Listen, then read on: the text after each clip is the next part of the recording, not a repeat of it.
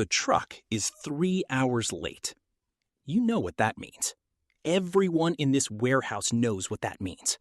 But nobody says it out loud because saying it out loud makes it real. And real things in this business have consequences that follow you home. Your phone buzzes. One message. 4 words. It didn't make it. You stare at the screen. Somewhere in the chain between here and there, something went wrong. Somewhere between the mountain road and this loading dock, $40 million worth of product simply ceased to exist. And now, everyone above you is waiting to find out whose mistake this was. You already know they're going to look at you. This is the cartel, and this is your life inside it. Every rank, every rule, every moment where one wrong answer changes everything. Rank 1, Halcón, the lookout. The eyes, the bottom, the beginning. Rank opens here. You are 15 years old the first time someone pays you to do nothing but watch. Stand on this corner. Count the cars that pass. If a white truck comes, call this number. That's all. Simple work for simple money. More money than your family sees in a week, handed to you in a folded bill at the end of a single afternoon. You tell yourself it's temporary. You tell yourself you're just watching. You're not involved. You're just a kid on a corner who happened to notice something and happened to get paid for it. But the next week, they call again, and the week after. And slowly, the corner becomes your corner. The route becomes your route. And the people who pay you stop being strangers and start being the most reliable thing in your life. You learn to read vehicles the way other kids learn to read books. Make, model, tint level, how many heads inside, whether the driver's eyes move when they pass you.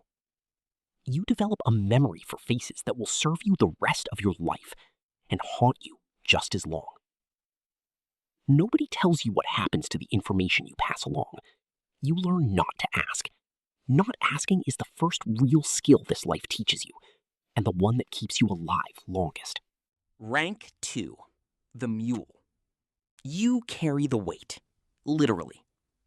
The first time you cross, your mouth is so dry you can't swallow. They've given you a story. Memorize it. You're visiting your cousin. You work at a tile factory. You've never been in trouble. You smile at the officer like someone who has nothing to hide, because someone with nothing to hide doesn't think about smiling. They just smile naturally, which is exactly what you cannot do right now. The officer looks at your papers, looks at you, looks at the car, waves you through. You drive 4 blocks before you pull over and sit there shaking for 10 minutes. They pay you $500 per crossing. It sounds like easy money until you understand that the product inside the hidden compartment is worth more than your entire neighborhood combined, and that if something goes wrong, the organization's first concern is not you. It is the product. You are replaceable. The shipment is not. You cross 17 times over 8 months. Each time gets easier. Each time the shaking stops a little sooner. Each time you understand a little more clearly that the fear hasn't disappeared. You've just learned to carry it the same way you carry everything else in this life, without letting it show. Rank 3, Sicario, the enforcer. The rank that costs you the most. They don't recruit you for this. They watch you until they decide you're already it. There's something they saw in how you handled a situation 6 months ago. A dispute, a man who pushed back. A moment where most people would have stepped aside and you didn't. They filed that away. They've been watching since. And now a man you've never met is sitting across from you explaining your new responsibilities in the flattest, most administrative tone you've ever heard, as if he's describing a shift change at a factory. Your job is to solve problems that can't be solved through conversation. Your job is to make sure that when the organization says something will happen, it happens. You are the distance between a threat and a consequence. The work is not what the movies made you think. It is not dramatic. It is logistical. Transportation, timing, disposal. The 10,000 small details that determine whether a problem disappears cleanly or creates 3 new problems behind it. You become very good at logistics. You become very good at being invisible. What nobody tells you is what it costs to be good at this. Not money. You have more money now than you know what to do with. It costs you the ability to sit in a quiet room. It costs you the ability to look at strangers without calculating something. It costs you the version of yourself that existed before you knew what you were capable of. And that version doesn't come back. You check. It doesn't come back. Rank 4, Plaza Boss, the territory. You own a piece of the map now. Your territory is a mid-sized city and everything that moves through it. Every gram of product that enters your plaza. Every business that pays for protection. Every police officer who looks the other way. All of it runs through you. You are not just a criminal. You are an economy. Hundreds of people eat because of decisions you make at a table most of them will never see. The job is nothing like the ranks below it. Violence is the last tool you reach for because violence is expensive. It draws attention, disrupts operations, creates vendettas that outlast their causes. The real work is management, loyalty maintenance, the constant reading of people to determine who is solid and who is beginning to calculate their own interests above yours. You have a legitimate business now, a construction company, officially. The books are clean because you hired someone whose only job is making books look clean. Your children go to a private school in another city under a different name. Your wife knows enough to ask no questions and has been given enough to make the asking unnecessary. You receive tribute from the ranks below you and pay tribute to the ranks above. You are both powerful and accountable simultaneously, which is the most dangerous position in any organization because it means you have enemies on both sides and allies on neither. Rank 5, Capo, the lieutenant. The architecture of power becomes visible. You oversee 3 plazas now. You have never visited 2 of them. This is what power actually looks like at this level. Abstraction. You don't manage people, you manage systems. You don't solve problems, you build structures that solve problems without requiring you. The less your name appears in any chain of events, the more secure your position. You are learning to be powerful by becoming invisible. The money is incomprehensible. Not in the exciting way you imagined when you were standing on a corner at 15. In a genuinely disorienting way. Numbers move through accounts you don't directly control, through businesses you've never entered, into assets registered to people whose names you've never spoken aloud. Your accountant has an accountant. Your lawyer has a lawyer. You sit in on meetings where governments are discussed the way other people discuss weather, where border policies are analyzed for their operational impact, where elections in 2 countries are monitored for how they might affect supply chain logistics. You are inside something so large, it has stopped feeling like crime and started feeling like infrastructure.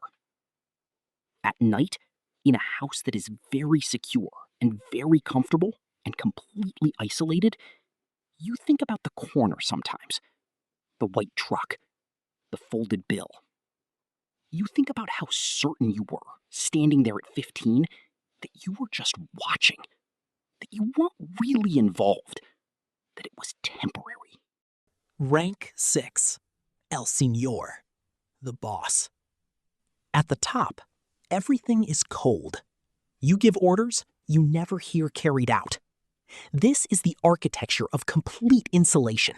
Layers of people between your voice and its consequences. Each layer a buffer against accountability. Each buffer a human being who carries your decisions in their body while you remain untouched. You have not personally committed a crime in 7 years. Everything is delegated. Everything is deniable. Everything flows down through systems so carefully designed that a team of federal prosecutors spent 4 years trying to connect you to your own organization and found nothing they could use in court. Your public life is immaculate.